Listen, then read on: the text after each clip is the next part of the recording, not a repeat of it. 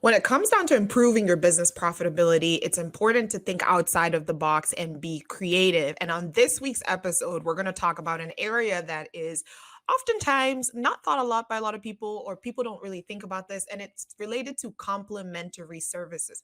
And on this episode, Terrell and I are going to be talking about ways you can leverage complementary services in your business to grow your business and increase your profitability. Stay tuned.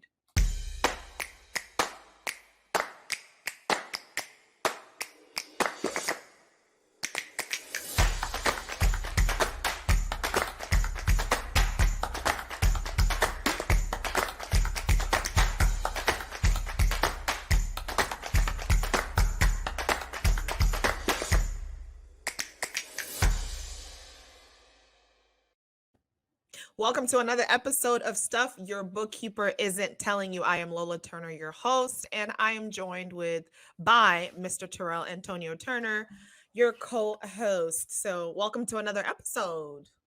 Hi, Yes, Terrell. it is good. Hello, Alola. How are you today? I'm doing great. How are you? Is I'm I giving will you a say lift. is for all the people that are listening and watching, like, yes, we are married. We live in the same place. We live in the We same don't live in the same house. place. We don't live in the same place. You are in the office. That is your house. Well, we do live in the same place. We don't work in the same place. So sometimes, like when we're doing this show, like this is actually like the first time we're seeing each other since like early this morning. Because Yeah. this morning I got up and I went, I drove, I had to drive like maybe it was probably like 50 minutes away to go to, because I'm a mentor for business owners. So we had a meeting there. I had a meeting there this morning. So it's like first thing in the morning, I'm up hitting the road. So I saw you maybe like what, 13 hours ago, but haven't seen Yeah, you I was since. fast asleep. Yeah, and technically you really haven't seen me yet because I haven't physically seen you. We've just seen each other via video, but hey, if it counts, I guess. Yes. We'll sit down and have dinner after this one. I already ate. Well, we'll sit down and you'll watch I me was eat. hungry. There you go. I was trying to get him to But go to back, bed. let's get But back to the topic because people didn't come to hear like our marriage conversation. They came to who hear us talk knows? about, Who knows? I mean, profitability. people have a lot to learn when it comes to married couples working together. So, yeah, I mean, we have some great advice and great life lessons to share. So, I don't think we should stay away from talking about the fact that, I had dinner before you. I was too hungry. I couldn't wait. Anyways, You have advice. I have tips on what not to do. Um, like eat Lessons dinner when learned the hard way. yeah. Anyway, so today I'm pretty excited to jump into this topic. We're going to be talking about complementary services, and it's funny because when we were initially discussing and going through the show notes for this episode, I was like, when we talked about complementary services, I was thinking like giving away free stuff. And so I guess I just want to clarify that for our audience in case someone's like me and thinking, oh, complimentary, free, like, I guess we're talking about it more so in the sense of like add-on services that you would offer on top of maybe what you would normally offer. So I'm excited to kind of jump into it and specifically talk about like our business and just I guess first how we would even define complementary services.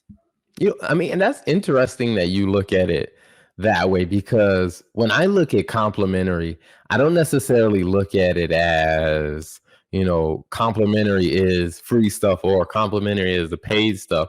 I think I look at it just in the sense that complimentary is something that complements, let's say, Mhm. the core problem that you're solving, or the core service that you offer. And I'll explain that a little bit more later on. But I think when you think about it that way, like the complimentary service could be something that is free, or it could be Mhm. something that is a paid service, but it's just the idea that it's something that complements your core thing that you offer. Yeah, it goes going hand in hand is maybe the better word. Something it goes hand in hand with what you're offering. So like I guess in the case of of, if we talk about, maybe let's kind of talk about like our specific business. So like we offer Mhm. bookkeeping services, and one of the things that we recently started offering was the cleanup prior Yeah. to taking on new clients. So I think for us, that wasn't really something we kind of thought about in the beginning, right? Because we didn't, it wasn't until we didn't, and I don't want to speak for you here, so feel free to like jump in.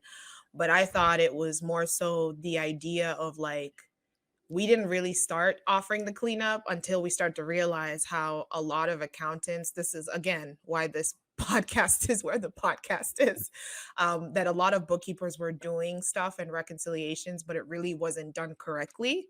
And so we were realizing after we signed the contract that there was a lot of work, that legwork that kind of needed to be done to clean up the financials.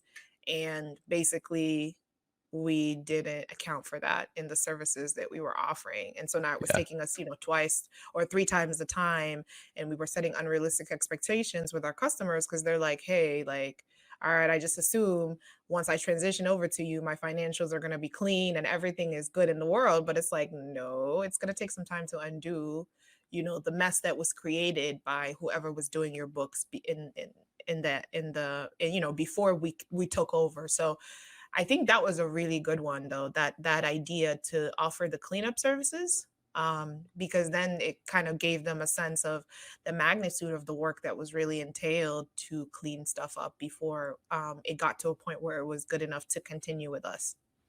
I mean, that's always a tricky one because I think a lot of accounting firms and a lot of bookkeepers run into that. And I think if you're just starting a business, a service business, period, I mean, you're really focused on, hey, how do we sell like our core product that we sell? Like when we first started off, it was, hey, we're doing, bookkeeping and controllership support. And it was just like, hey, that's what we sell. And it wasn't until, like I said, we learned those hard lessons of after you do the first couple and you realize, like, oh man, like there's a lot of cleanup that happens up front, and we don't really have that baked into the pricing. So, Yeah. and in the beginning, it was kind of like the cleanup was like a free complimentary service we were offering Very because much. we Yeah. said that we were going to, provide the financials, but then it was when it came down to like, doing the cleanup, we're like, well, we didn't include that, but it needs to be done for us to provide the accounting work. So we were actually offering that for free. We just weren't coming out and saying it. Yeah, and I think you make a good point when you talk about how it's tricky. Like, if you're a business owner, don't beat yourself up about this. I mean, we have an array of listeners on the show. So we have people that have been in business for 3 years, 5 years, 6 years, 7 years, maybe 2 years, whatever the time period is. But I really think one of the lessons I had to learn was like you learn by doing, right? So there's I guess it's easy to be like, dang, like I missed that, or man, like I shouldn't have signed up for that. But the great thing is like I guess you realize once you do it a couple of times and you make the mistake or you put yourself in a position, you're like, all right, going forward, we know, hey, this is what we're charging for this. And I think that was a key lesson for us, right? Not just when it came to complementary services, but also just pricing, which we've done an episode on smart pricing.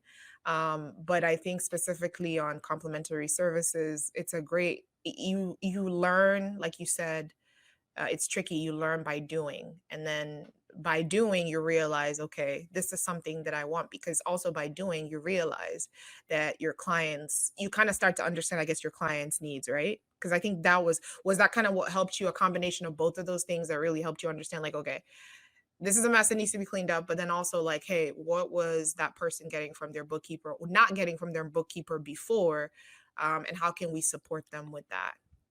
I mean, in a perfect world, you want to say, yes, that's the way it happened. Like, yeah, we were solely thinking about the best interest of the client. But I mean, let's be honest. Most cases. That's not the way that it usually happens. Like Really, most people who start a business aren't really most people who start a business, when they started, they may be thinking about, hey, here's a problem I can solve, or hey, here's a solution I can provide, here I can make some money, and they go around looking for people who want to buy their solution, not necessarily looking for people who have the type of problem that they can solve. And Now, listen, it may most people are seem, just happy. Most people are just happy to get a client. Like, I just got someone to sign up for what I'm selling, mhm. and you're excited, and so it's like, you don't really think about it until the end where you're like, "Dang, is this person even really the best for me?" Like, I think for us, I remember, we did some work for a client, earlier on when we first started, and I mean, I don't even remember how much we charged that person, but we never got that money. It was like some analysis work or something. And I think at the time, and I'll speak for myself, like I won't speak for you, you can speak for yourself. But I think at the time it was just like, man, like, we're getting traction on the business and people are interested in doing business with us. And I think it was if I remember correctly, this person was interested in like maybe doing like some sort of startup work. And so they needed like some financials ran for them, and we did the work for them and sent the invoice and they never paid. And I remember just like thinking to myself, like, dude, like you're excited just to get the customer, but you realize the longer you do business, the more you realize, especially when it comes to service-based businesses, like quality over quantity. Speaking again, my opinion, I'm Mhm. interested to hear what you have to say. But I think it's just like not being afraid to price higher, because then it really, the people that are really serious about what you have to offer are the ones then that stay. But I remember we were just so eager, like I was just excited about getting a new client, and I just remember um that being the focus instead of really like, which again, like you said, we were new, we were just starting. So definitely a tough lesson learned. Do you remember that story? You remember that situation I vaguely? mean, I remember a couple of situations like that. I mean, A and I think couple of and I think, for me, what that started to do is, I started to like kind of scale back on couple of like, hey, situations where we how didn't do I get paid. get a little bit? A couple of situations Mm, where we didn't get paid, or a couple of situations where just it wasn't the right fit on work we I did. think there was a couple of situations where we didn't fully collect on the originally agreed upon price, where there may have been a partial because they ran into cash flow issues or something like that. And now the thing was, it wasn't like these major, like, several $1,000s worth of contracts that it happened on. It was things that were much smaller, like less than $700 or whatever. Now early on, it was still a very big deal, but I think, it really started. It forced me to really look at it and say, okay, all right, what problem are you solving, and then getting good at evaluating, the client. But I think that's what also forced me down that path of starting to create some complementary services, Mhm, because, I think about it from probably one of the most common, examples that a lot of people see is like when you go buy a cell phone. I mean, when you go buy a cell phone, a lot of times they have cases in there, they have screen protectors, they have headphones, they have all these other things that are, you pretty much, you need the phone to actually use those products. Like, you know, if you buy, let's say, for example, no one will buy, well, normally, no one would buy a phone case for a phone that they don't have. It just doesn't make sense. Like, without the phone, it doesn't make sense to have that case. So one of the things that I started looking at is, when looking at some of those clients and stuff, and it's just like, hey, depending on the caliber of business that I'm talking to, if they're very, very early on, you know what? Maybe what ends up happening is, just like people do with cell phones, you may buy your cell phone at one store and then you go to another vendor to buy the case from a different vendor. Like, people do it all the time. Like, you buy your cell phone from the major players and then you buy your case off Amazon because Amazon sells it at a cheaper price. And so for me, what I had to start looking at is, what, this person may not be able to afford our bookkeeping services. So I'm not going to offer them bookkeeping. So I'm not going to do bookkeeping for them. I'm going to offer them something that's a little bit different. Like, hey, let's do a pricing, creating a price, template in like Excel or like in Google Sheets. Is much, much less effort, and it costs less than them doing, bookkeeping services with us, because They can go to somebody else and do bookkeeping with them and get on a payment plan with them. But this pricing table, they're going to pay me up front for that because it's going to be cheaper than doing bookkeeping. But it was a complimentary good that I could offer without us, not being able to collect on the bookkeeping. But I think also the other point there is you still make money on the transaction versus lose it completely. And you still generate revenue. Whereas if you didn't offer a complimentary service, right, you would just be, I mean, there wouldn't be any money from that person. Just like if you go back Mhm. to the cell phone store example, right? If you didn't sell phone cases and you didn't sell chargers, when people came into that store and they only sell phones, I don't really need phones right now, right? I just Yeah. need a charger. So I think a complimentary service isn't just also about, like you said, I don't think it's just about profitability, but I think it also helps the top line because instead of missing out completely on this sale, you now get the opportunity to offer a quality service to your potential client.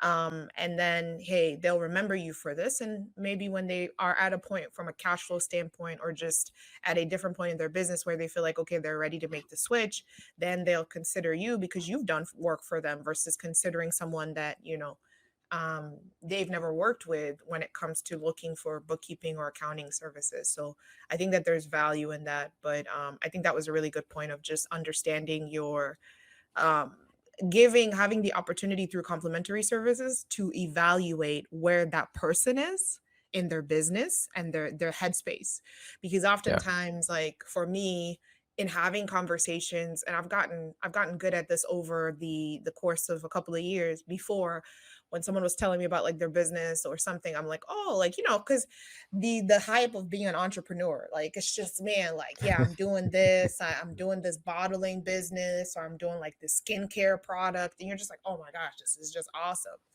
And then you start to talk to them a bit more and you realize, like, okay, now after years of being in business, like the kind of questions to ask, right? So like, Mhm. is this really a hobby, or is this a hobby, or is this really a business? Like, what kind of headspace are you in? Like, hey, are you thinking long term about your business? Are you operating it like a business or operating it as a hobby? Which is why, you know I don't have conversations about business with everybody, because sometimes people are like, oh Yeah. yeah, your husband offers accounting and finance services. Oh yeah, I'm trying to start this business, selling hair products. And I'm like, okay. And then you just ask questions, right? So you're just like, hey, I'm trying to start this business. I'm like, oh, okay. Like, oh, I need someone to help me get my personal finances in order. I'm like, yeah, we're not the one for you. Immediately, no, we are not the Yeah. one for you, because I think that's kind of the benefit as well of offering complimentary services, because you can kind of test both each other out. Is this someone I Mhm. would like to work with? And then they can also test you out and be like, is this someone I would like to work with? And then you can assess Yeah. where they are, and are they really in the mind space to be able to afford the services that you are charging for. Yeah, I mean, I think to that point, I mean that testing out, because that's what we started doing kind of early on. Like there was a couple of clients that someone reached out to me like, hey, this organization they need a really good accountant, and I'm not, and they asked me what my fee was, told them what the fee was. They were like, I'm not sure if they'll be able to, they're in a position ready to pay that. And at the time it was, hey, it was $1,500 a month is what I told them, and we had a conversation. I was like, hey, here's what we'll do is let's just do a cash reconciliation and just kind of assess that, analyze that, because that was what cash was their biggest concern. And so when we analyzed that, I went through that and looked at, like, 3 years worth of 3 years worth of data to come up and tell them, like, hey, when I'm looking at your financial statements, your balance sheet does not make sense. Here's how much cash is missing from your balance sheet. So when the board was looking at the numbers, they were like, this is why we keep running into a disconnect. And then, they paid me $4,500 to do that. And after we proved the value in doing, that cash reconciliation and analysis, then they came back and said, hey, we realize how much we need you. So we'll gladly pay the no questions asked. We'll pay the $1,500 a month for you guys to be our accountant and help us going forward. And so I think in that case, like the cash reconciliation was a complementary product that allowed them to get a taste of what it was like to, to work with us, the quality of our work. We got a taste for, what was going on with them. And then also what it helped us do is it gave me a chance to figure out what the problems were and to come up with a list of recommendations. So when they decided to hire us to do the ongoing accounting, I walked in, I already knew the recommendations, I already knew what the problems were. So it was so easy to actually just get them up and running because we had already done a trial run and they had paid us for the trial run. So I mean, I definitely agree with you that using the complementary products to like do a test drive is a huge win. Yeah, and I think it's also a good audition. It's a good audition. It's a good way to show your services, the quality and the value of your services. Because I think even like for us, I remember there was a specific client that we worked with where we did a hey, like this is this we've addressed this specific area for you. I guess as part of the complimentary service, but based on what we see, these are the potential areas where you're going to need to fix and address it. And if I remember, I think based on that stuff that we provided, they came back and they were like, actually, we want you to fix this stuff for us. So it was a good way for like, because sometimes people are like, I'm not going to tell you because, you're not choosing me to be your bookkeeper. But I really think there's so much value in the complementary services. And it's a good way, like I've already said, like to pitch your services. Um, Yeah. but There so was something you said that I wanted to go back to before we lose it. Is you mentioned about like with the people who weren't a good fit, like the people who reach out and say, "Hey, you know what? Hey, my friend is starting a business. Hey, we're gonna need a good accountant." When they reach out, one of the things that because I think early on we used to say things like, "No." Like, hey, we just don't do that, or we would have a right. conversation with them. But I do think like even shows like this, where like, hey, you know what? We can't help all those people one on one. But like with this, like, do you feel like the show and the different content that we've done, do you feel like that's kind of helped bridge that gap for some of those people who just they really don't need our services. They just need some guidance and advice. Do you feel like the show has kind of filled that gap? Yeah, I think so. I mean, I think, we were doing the small business CFO before. We kind of started doing the stuff your bookkeeper isn't telling you. And I think those because everyone's kind of at different points in their business journey, right? So there are people who have had experience developing a business and they're doing another business now, so they might need kind of that expertise on the bookkeeping side. But I think the show definitely has helped, because it's a good way for you to refer people to the show and still help them and not feel like you're being excuse my language, like a douchebag and being like, no, I'm too important to help you. Hey, we will help you. We have a show that addresses some of these questions you might have. And then if you have additional questions, then you can come back to me.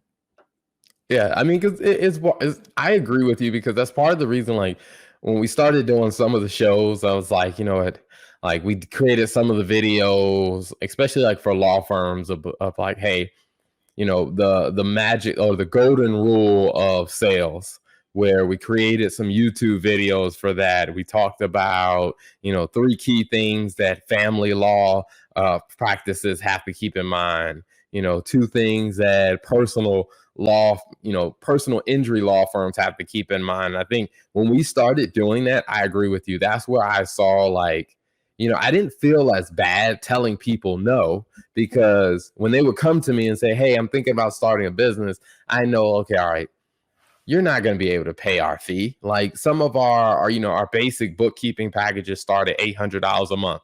You're thinking about starting a business. You can't pay $800 a month. You have zero Right. cash flow, zero revenue, and you don't have a need for a bookkeeper if you're only thinking about starting a business. So Yeah, I'm one like, thing I wanna say though is I remember what we were offering, and I think we still offer that service. I don't remember, so correct me if I'm wrong. The $500 like consultation. Like, because yes. sometimes you have sometimes it's not sometimes it goes beyond just the podcasts, right? You have gathered the information and now you're just trying to have somebody tell you like, am I on the right track? Am I thinking about this the right way? Like I had a meeting with I think it was like maybe 2 weeks ago with someone who was like, okay, these are all my data points. This is what I'm seeing. This is what the numbers are telling me. Is it right? Am I missing something? Am I thinking about this correctly?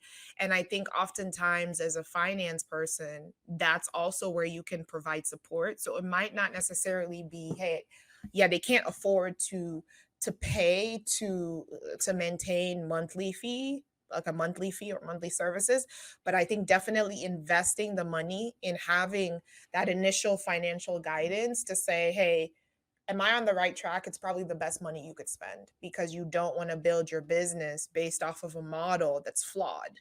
I've had conversations with people where like you make business decisions being like, man, like based on what I see in the market, like I think my profit will be 50, my margins will be 50% on this.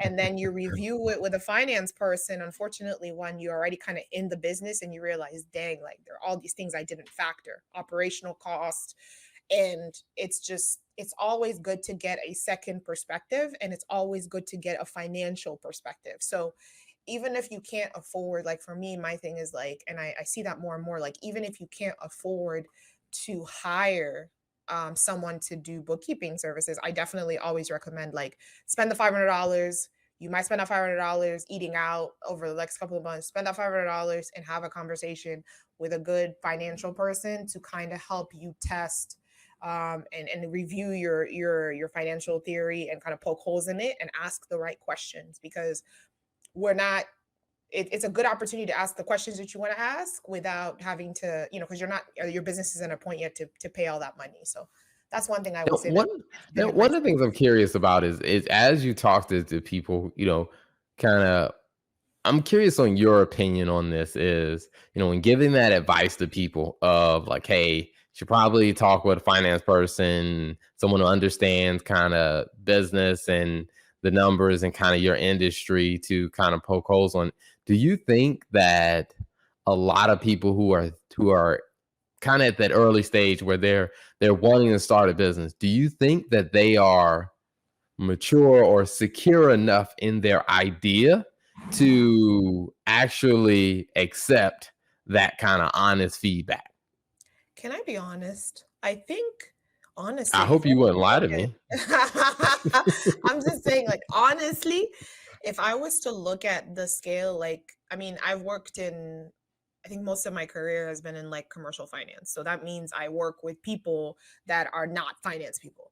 And so business owners are not finance people. A lot of business owners are not finance people.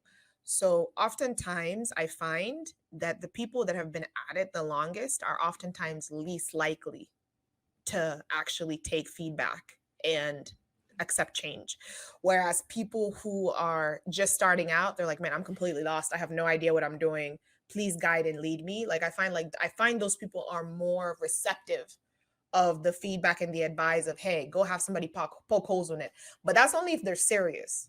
You know what I mean? Like if you're really trying to achieve a result, it's different from if you're just doing this because this is now the new idea, business idea, 500 of the ones that you had. But I will say, in my experience, what I've seen is that um, in terms of like the people that are actually actively serious, I find that the ones that are just starting out tend to be more receptive, and it's often a challenge trying to convince the ones that have been doing it for 20 years and they put like spit on their hand and stick a finger in the air and be like, I'm feeling like this is 20%.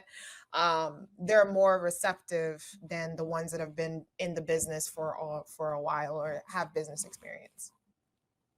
No, I think I would say that what I have found to be, consistent with that is, yes, people who are serious about it, yes, they're open to honest feedback on their ideas. And I think that's where we really got into looking at, how we manage our business. Like, we just don't have the time to, spend a lot of time with people who aren't as serious about building their business, because we have responsibilities to our clients that have Right. very real problems that they're trying to navigate. Like, I was on the phone with a client yesterday, and they're in a negative cash flow position, and they're just like, hey, we need like all hands on deck. We got to figure this out and stuff. And so we walked through and talked, and I talked through a strategy for them. And we laid out, hey, here's some milestones. Here's what we need to do. Here's where we need to execute here, here, and here. And we laid that out until I'm just like, so you got people that are, running firms that people are depending on them to deliver to make their living, to where Livelihood. it's like, Yeah.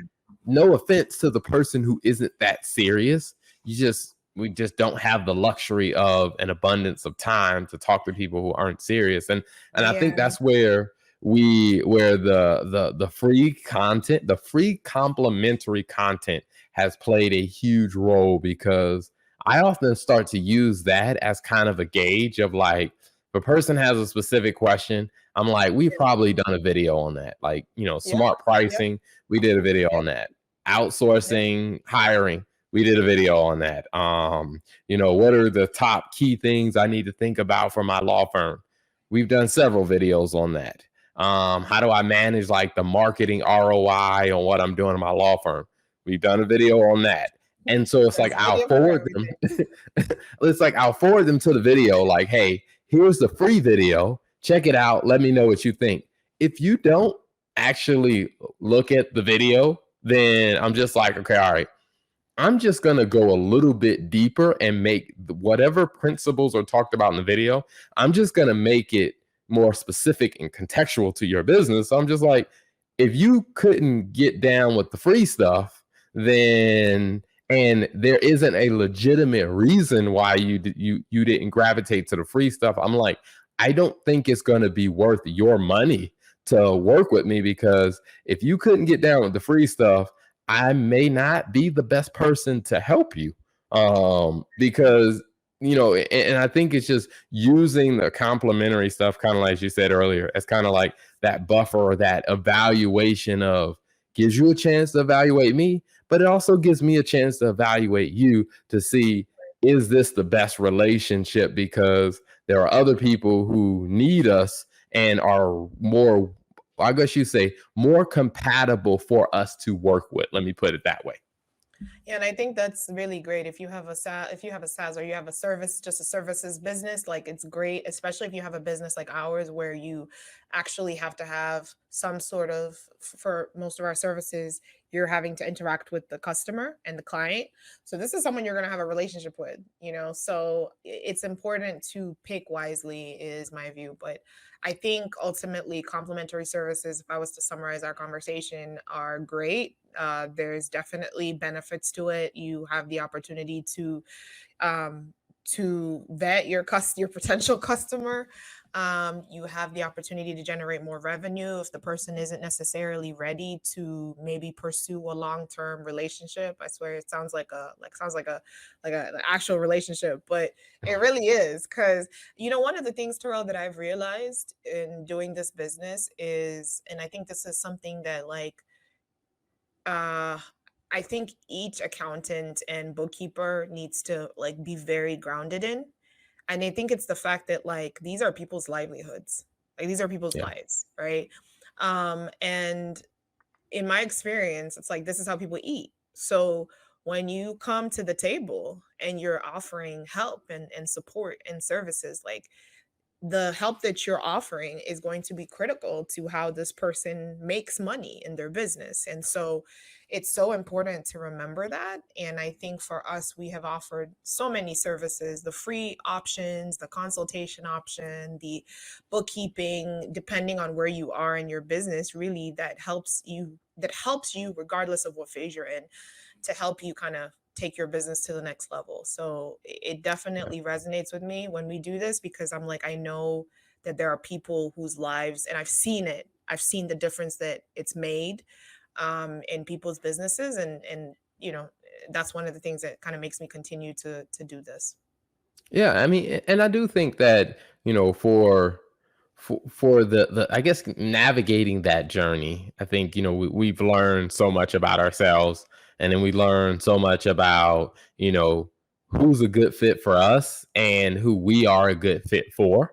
Just kind of learning that marriage, and one of the questions that I think about sometimes that people ask, like, okay, all right, you talk about complementary products, so how do you actually come up with how do you create complementary products?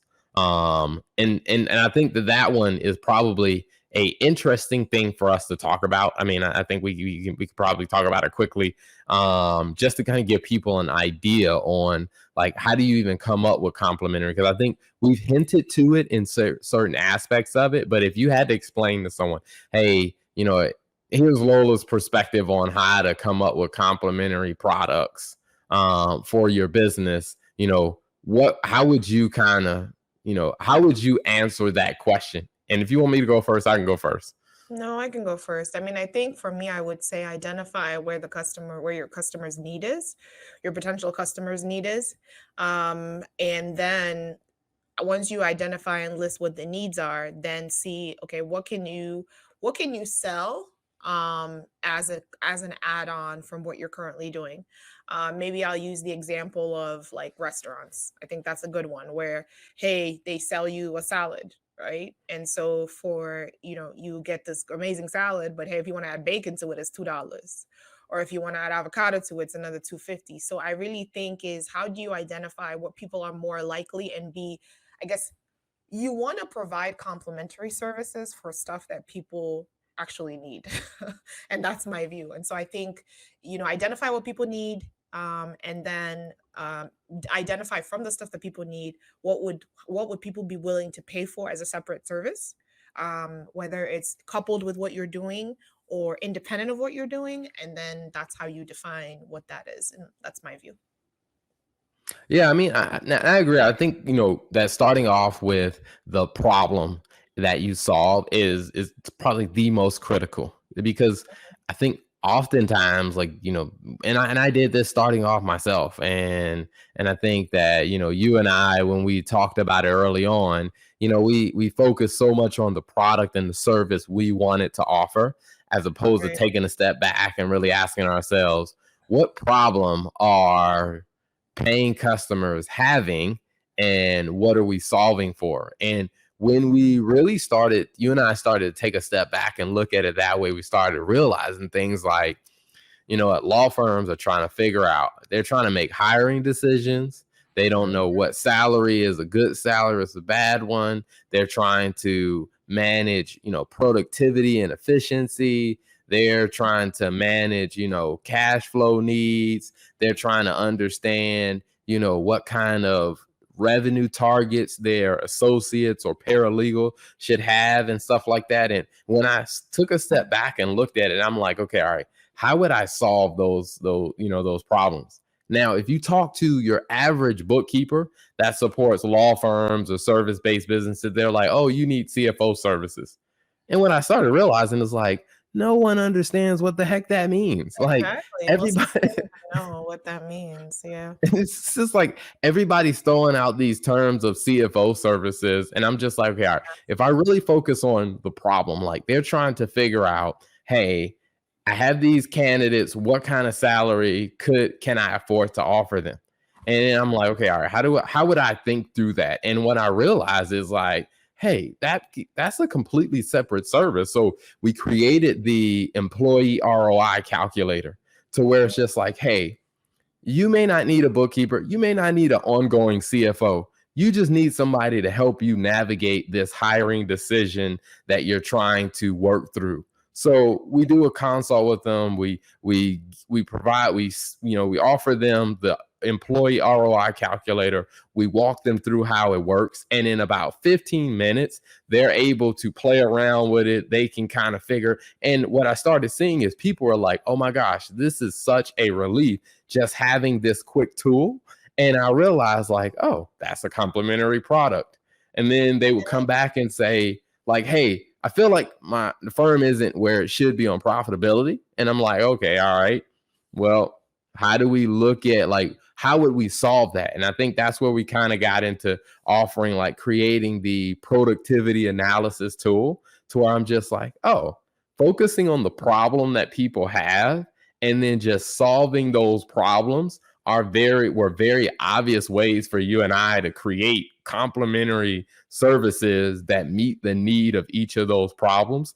And people are ecstatic to like pay for those things because that's the pain point they have and that's the problem they need fixed. Okay, I wanted to make sure I didn't interrupt you. Are No, you go ahead. good? I think the when you were making the point, one of the things that I thought about was the fact that also I don't think it's fair to your customer and your client to make them pay for a full service, like in the case of CFO services, make them pay for CFO services when all they really need is a portion and a subset of it, right? So they're less likely to purchase the entire package for $4,000 a month, as an example, if you're selling it and it comes with the like the employee RRI as an example, you're selling the CFO services for 5 grand a month. It comes with an employee ROI or whatever. Whereas if you split it out and you sold that employee ROI, just an example, for like maybe like $500 or whatever, that's $500 you can still make versus losing out on the customer potentially because they're like, I don't know that I want to pay this X price for something that is that I only need a subset of, or I'm not ready for the entire piece, which I think goes back to what we said. The other benefit of that is also it gives you access to the revenue, even though it's a partial amount, until the client is ready to kind of scale things if they decide to go with you for incremental services. Absolutely. And I think, looking at it that way helps because, and I'll say this for everyone that's watching and listening, here's a shameless plug. If you know a law firm that is trying to understand, hiring decisions, we have a great employee ROI calculator. That's a pretty awesome employee They're ROI trying to calculator. figure out, what should the productivity targets be for the people on their team. A lot of firms also use the employee ROI calculator to solve that problem as well. And even for, one of the things that I realized that a lot of law firms were having profitability problems because they didn't know what types of casework to work on or like what the margin was. And so we started doing the financial data analysis, where we took like 10 years worth of their data and compiled it all, ran different formulas, ran different analysis to be able to tell them, hey, on average, when you do this type of case, you make this much money on it. This is how much margin you make on it. And I think for a lot of law firms, what they started realizing was like, oh my gosh, we're spending marketing dollars trying to get these types of cases, but we didn't realize they're not that profitable for us. And they started making those shifts and started realizing, like, hey, with this analysis that you've done for us, this case value analysis, we know where to focus our time and our energy. And so I think, for us, what we found with working with law firms is instead of offering them, hey, here's a blanket CFO services, it's just like, hey, how do we break that down to really meet your specific need that you have? And when we started doing that, that's where we unlocked the key to where, like, man, there are a ton of complementary services that we can offer. And some of those clients ended up, leading to something that also was a even bigger one was, this one, it still baffles me like how this one came about was that other accounting firms, like, a CFO who he provides CFO services to law firms. He got in touch with us because he saw some of the data analysis work we were doing. And he was like, he doesn't have the knowledge or the skill to do that. And so he was asking us to do that for his clients, to where I'm just like, oh, wow. Like, not only does our complementary product give us something to offer to our clients, it also allowed us to sell a product to other companies to where now we do, we offer it some as a white label. Like, some accounting firms reach out to us, ask us to do the data analysis, we do it, and then we give it to them for them to review it with their client. So their client doesn't know that we're doing it in the background, but it allows that firm to now be able to offer a service that they couldn't before. And it just came from us really looking at what's the problem that our clients are having, and then how do we create unique ways to solving those problems. So my shameless plug ends. Good job. That was a really, really long shameless plug. But I think that was really, I think we hit kind of the main points. And we hope that this episode has been helpful to you. I think we shared some really, really good tips. Great conversation, Terrell. And I think we can now transition into our follow the money segment. Yes. Follow the money. So, follow the money is the new segment that we talk about something that may seem common or what's going on in the business or the political or the social world, and really looking at it from a business standpoint. And I think, as so many people say, accounting is the language of business. When you understand the accounting behind something, you can probably get a better understanding of what's going on. And not only that, is figuring out, okay, how can I use what I learned from that situation in my own business? Now, what I want to talk about today is there's some news that I saw that came up, is that cell phone companies are looking to, if you see this little small, and it's probably that's about the size of what they are, is cell phone companies are looking to get rid of the SIM card. So when you buy a cell phone, you activate your cell phone. A lot of cell phones have a SIM card in it. And what that SIM card does, it allows for connectivity, with the carrier, the network, and stuff like that. Well, now they're all physical cards about that size that go into your phone.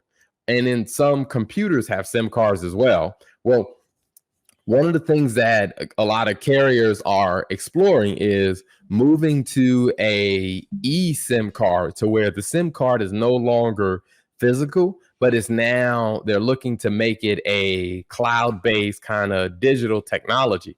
And so one of the things that people ask is like, well, what's the benefit of doing that? Because there are benefits and there are risks. On the benefit side is, for the chip manufacturers, one of the big things that they've kind of looked at is making some of the technology like this is getting a bit challenging, because one is there's supply chain issues. Like, a lot of chips and a lot of technology parts that go into technology are coming out of, Taiwan or South Korea and different places around the world, where they're like, hey, if we have another, global pandemic or something happens and it shuts down our supply chain, we aren't able to produce our phone. But if it is cloud based, we don't have to deal with that as much. And also, they don't have to spend as much money buying these physical chips or having these physical chips manufactured if it is a digital one.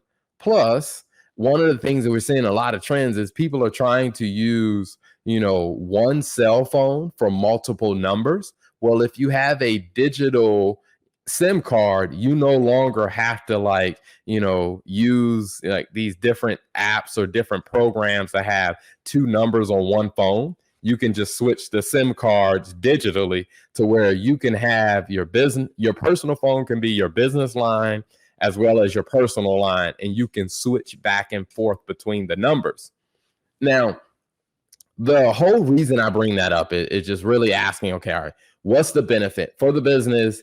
It is a huge, huge cost saving measure. And because they're having supply chain issues, they're not able to make their product to actually get the sales, and they have to spend the money to buy the chips. Well, as for any average business, one of the benefits or one of the things that you have to think about is your supply chain. Is like, how vulnerable is your supply chain to disruptions or other things that come up? And then what can you do about it? Is there something you can change in the way your product works or the way you offer your product so you are not subject to that supply chain weakness? And plus, is if there is something that you can remove out of your supply chain that will lower your costs, what that allows you to do is either increase your profit, or it allows you to pass that savings on to your customer, which can help you get more market share. So from this one, the big thing I would say is really looking at the supply chain play of how can you use the principles that they are exploring in this concept for SIM cards. How can you take those same supply chain opportunities and those same cost saving opportunities and apply it to your own business? So thank you guys so much for tuning in. Until next time,